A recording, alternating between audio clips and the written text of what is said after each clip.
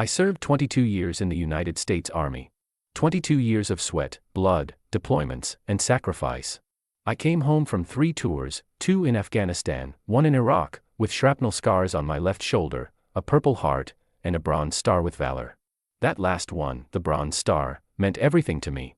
It wasn't just a piece of metal. It was the physical proof that on the worst day of my life, when Staff Sergeant Darnell Cooper was bleeding out in a ditch outside Kandahar and the enemy had us pinned from 3 directions, I had made the right choice. I had dragged him to safety under fire.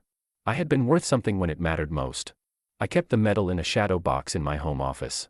Dress uniform photograph behind it, citation card beneath it, American flag folded tight beside it.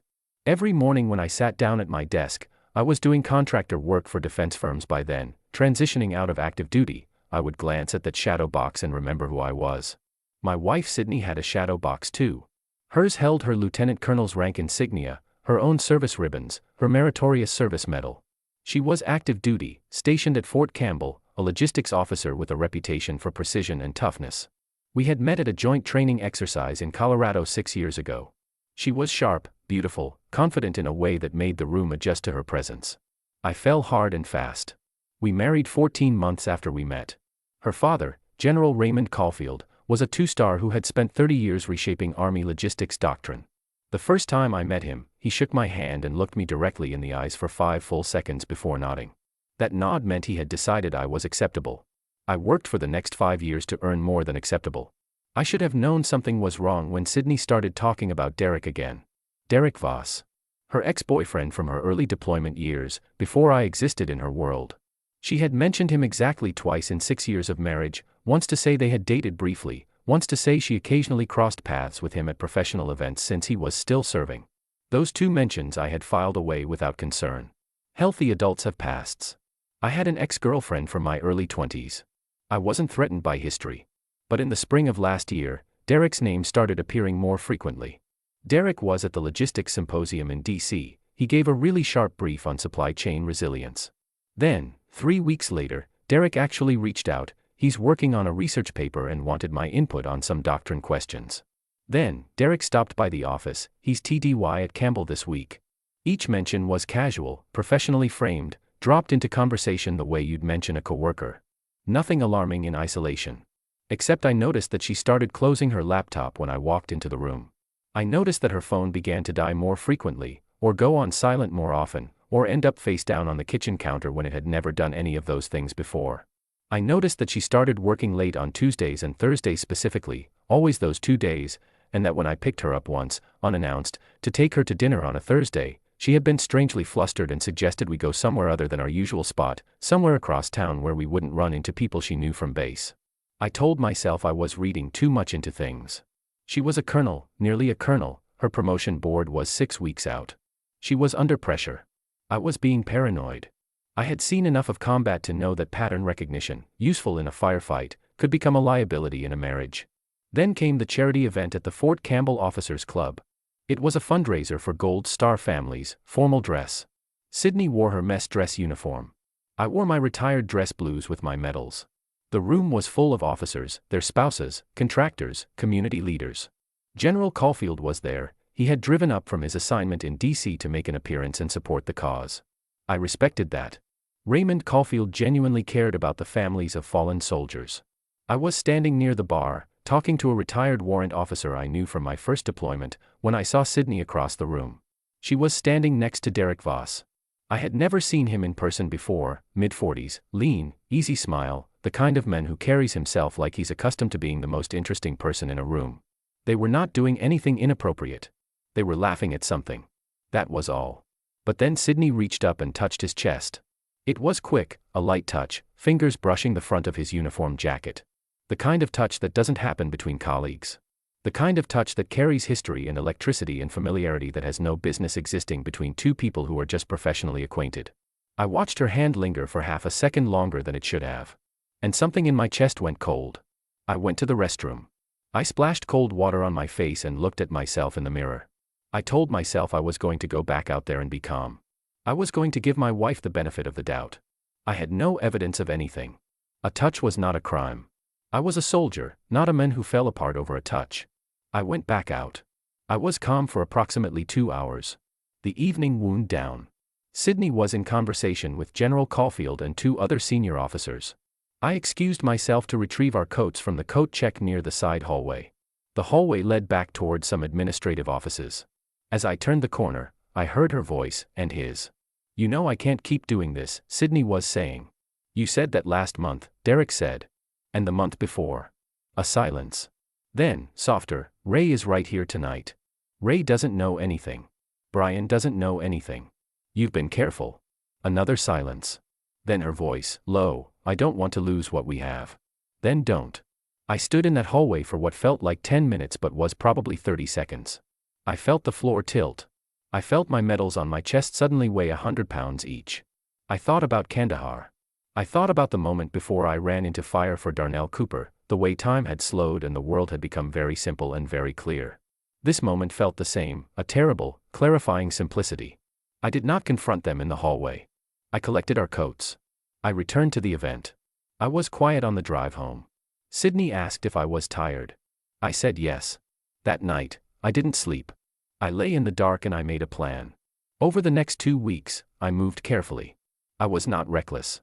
I had been trained to gather intelligence before acting, and that training served me now. I reviewed our shared family cell phone plan. We had been on the same carrier account for 4 years, and I requested a detailed call and text log from the carrier. What I received was 3 months of records showing Sydney's number exchanging calls and messages with Derek Voss's number at a frequency that left no room for ambiguity. They spoke on the phone an average of 4 times a week. Text exchanges ran to the dozens daily. I hired a private investigator, a retired CID agent named Calvin who had worked Army criminal investigations for 18 years. Calvin was discreet and methodical. He documented 2 meetings at a hotel in Clarksville over a 3-week period. He documented Sydney's car in the parking lot. He documented Derek's. He obtained time-stamped photographs that established both of their presences at the location on the same days, arriving separately, departing separately, with a 3-hour gap between arrival and departure. He was careful to stay legal. He gave me documentation, not photographs of anything explicit. I didn't need explicit. I had everything I needed. I also had something else. Calvin, cross-referencing publicly accessible base records and event logs, established that Sydney and Derek had resumed contact approximately 18 months ago. 18 months. We had been married for 5 years at that point. This had been happening for nearly a third of our marriage. I held all of this together and I did not explode. I set a date. The following Saturday, Sydney had a 10 a.m. meeting on base she had mentioned the previous week. I knew it was real. I had verified it through my own contacts. She would be home by noon. I arranged for my closest friend, a retired master sergeant named Travis, to be at my house at noon. I made one other call. The most important call. I called General Raymond Caulfield. He answered on the second ring. "Brian. Good to hear from you. Everything all right?" "No, sir," I said. "It isn't. I need to speak with you about something serious, and I need to ask you to keep an open mind until you've heard everything." A pause. "Go ahead." I told him. I told him all of it, the timeline, the phone records, Calvin's documentation, the hotel in Clarksville, the conversation I had overheard in the hallway at the charity event. I sent him the files while we were on the phone. I heard him open them. I heard his breathing change. "Brian." His voice was very controlled. Very quiet. In my experience, very quiet from a general was far more serious than loud. "Yes, sir." "Does Sydney know you know?" "No, sir. Not yet. I wanted you to hear this from me first, directly, because you deserve that. You are her father. You are also a man of honor, and I believe you would want to know the truth." Another pause. "I'll be at your house by 1 o'clock. That morning, before Sydney came home, I went to my office and I looked at my shadow box for a long time. And I noticed that something was wrong. The bronze star was gone. I stood there, certain I was misremembering its placement. I checked the shelf below, the desk drawer, the adjacent shelf. I searched the entire office with methodical attention. The medal was gone. The shadow box had been opened and the bronze star removed and returned to its mount position, but the medal itself was missing. Just the medal, the citation and the ribbon bar were still there. My first thought was that it had fallen. My second thought stopped me cold. Sydney had mentioned, maybe 6 weeks ago, that Derek collected military memorabilia. She had mentioned it the same casual way she mentioned everything about him, just a detail, just conversation. She had laughed and said he had an antique Medal of Honor replica on his wall that he'd bought at auction. I had barely registered it at the time. I called Travis immediately. "Come earlier," I said. Now. Travis was at my house in 20 minutes. I showed him the shadow box. I told him what I believed had happened. Travis, who had known me since Fort Bragg, who had been my best man, who had never once in our 15-year friendship steered me wrong, looked at the empty mount and said, very quietly, "Brian, that medal is a federal decoration. That is federal property." I knew exactly what he meant. When Sydney came home at 12:15, she walked in smiling. She had stopped and picked up lunch, sandwiches from a deli we liked. She set the bag on the kitchen counter and called out my name, and I came out of the living room and looked at her. "Hey," she said. "You okay? You look. Where is my bronze star?" I said. She blinked. "What? My bronze star? It's not in the shadow box. Where is it?" Something moved across her face. A very quick calculation. It must have fallen, or. I searched the room. "Sydney. The medal is not there. I need you to tell me where it is." She set down her keys. She squared her shoulders, which was a reflex from years of military bearing, a thing she did when she was bracing herself. "I let Derek borrow it," she said. "Just for a few days. He's doing a display for a veterans event at his unit and he wanted authentic examples of." I don't have perfect memory of exactly what I said in the next 60 seconds. I know it was loud. I know I told her that she had allowed her boyfriend, and I used that word, deliberately, watching her face crack, to take a federal decoration out of our home, a medal earned in blood, a medal that documented the worst and best day of my life, and given it to a man she was sleeping with. I know I told her that I knew. All of it. The hotel. The phone records. The 18 months. She went pale. Then she went red. Then she started to speak and I cut her off. Travis came out of the kitchen where I had asked him to wait, and his presence, the witness, the friend, the evidence that I had planned this, seemed to knock the remaining ground from under her. "Brian, I can explain. You gave my medal to your boyfriend," I said again. Slowly, clearly, as if explaining it to someone at a distance. "You took a bronze star with Valor from a shadow box in our home and you gave it to the man you've been cheating on me with for a year and a half." She didn't deny the cheating. She tried to explain the medal. It was just temporary, Derek would return it, it meant nothing, and the absurdity of that argument, that she was defending the medal loan while not defending the affair, told me everything I needed to know about where her priorities lived. The doorbell rang at 12:58. General Raymond Caulfield walked into my house in civilian clothes, slacks, a collared shirt, but he could have been in full dress uniform with every decoration he had ever earned, and the effect on Sydney could not have been more total. She looked at her father and her face simply collapsed. "Dad. Don't," he said. "One word." He looked at me. "You have my word that Derek Voss will return the medal before the end of the day." He paused. "And my word that this will be handled with the seriousness it deserves." He turned to his daughter. "We need to speak privately." "Not here." "We can speak here," Sydney said, her voice finding something desperate and reaching. "Brian, I'm so sorry, I was going to." "You were going to what?" I said. "Tell me." "When?" She didn't have an answer. There was no answer. She had been doing this for 18 months and there was no answer. General Caulfield placed his hand briefly on my shoulder as he passed me. In that one gesture, the man communicated more clearly than a paragraph of words, "I believe you, I am ashamed, I am sorry." He took Sydney into the dining room and closed the pocket door. Travis and I sat in the living room and didn't say anything for a while. At 4:17 that afternoon, a uniformed army captain appeared at my front door carrying my Bronze Star medal in a small case. He handed it to me with a look of professional blankness that told me he had been briefed to say nothing. I took it, thanked him, and closed the door. I held the medal in my palm for a long moment. It was real and heavy and solid and completely unchanged. Whatever Sydney and Derek had made of my marriage, they had not managed to change what this medal was. I put it back in the shadow box.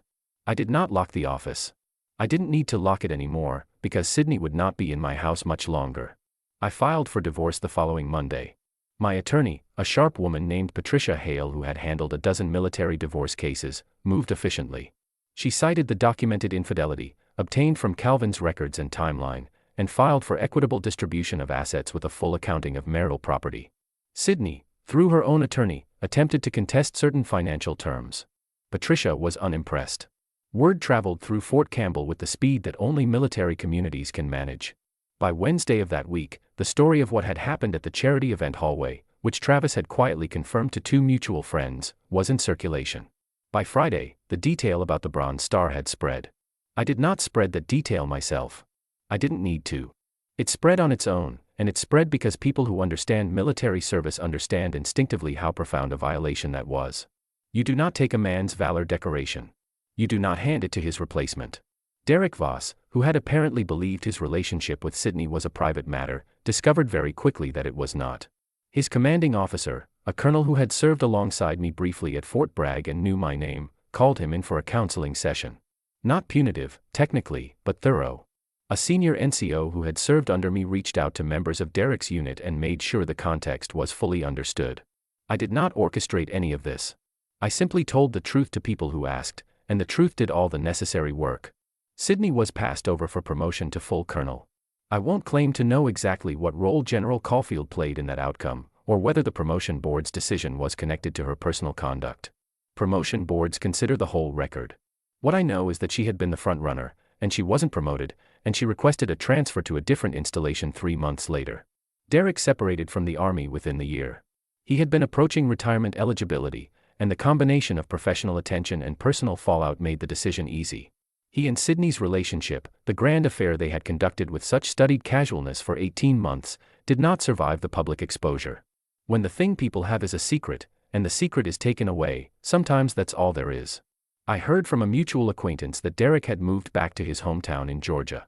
I heard that Sydney had a new assignment in Texas, that she was living in a small apartment off base, that she was not happy. I didn't hear these things because I was looking for them. I heard them the way you hear things in a military community, because the network is small and long-memoried and people update you whether you ask or not. I focused on myself. I had spent 22 years in the Army and 6 years in a marriage that had consumed most of my emotional bandwidth. I had no particular plan for what came next beyond work, stability, and the rediscovery of things I had abandoned without noticing. I started running again, not PT runs, not timed runs, but long early morning runs through my neighborhood that had no purpose except motion and air and the particular silence of a city not yet awake. I dropped 14 pounds in 4 months. I slept better than I had in years. I started writing. This surprised me more than anything. I had never thought of myself as someone who wrote. I had written reports, AARs, performance evaluations, the clinical documentation of a military career, but I began keeping a journal the week after Sydney moved out, and the journal became something more than documentation.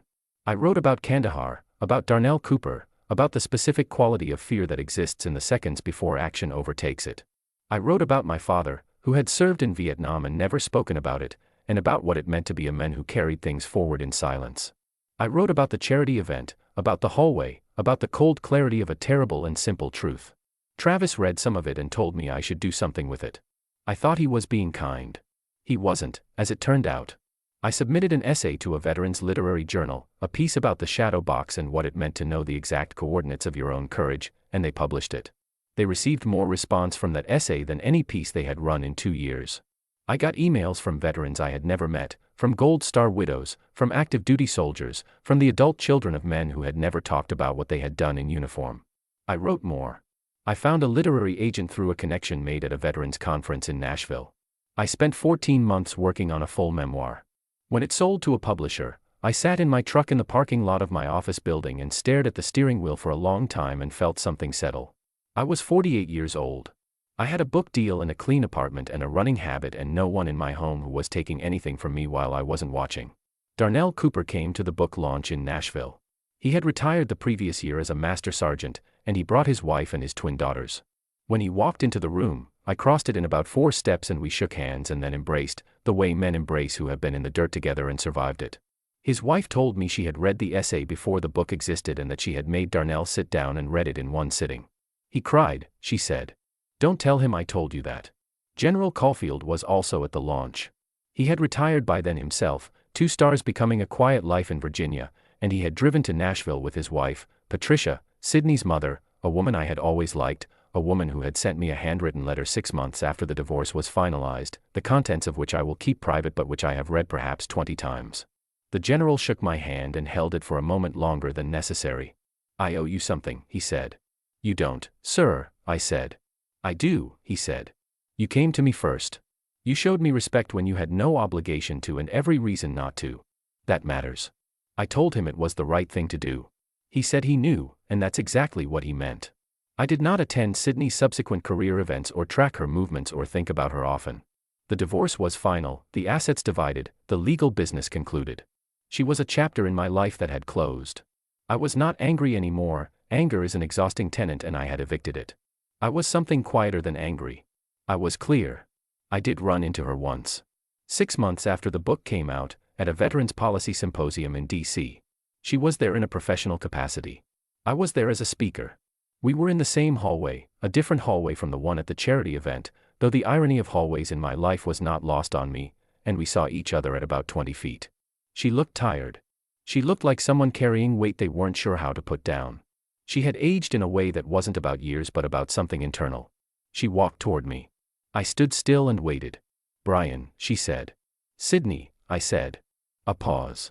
She looked at the floor, then back at me. "The book is good," she said. "I read it." "Thank you," I said. She stopped. Started again. "I don't have anything adequate. I know that.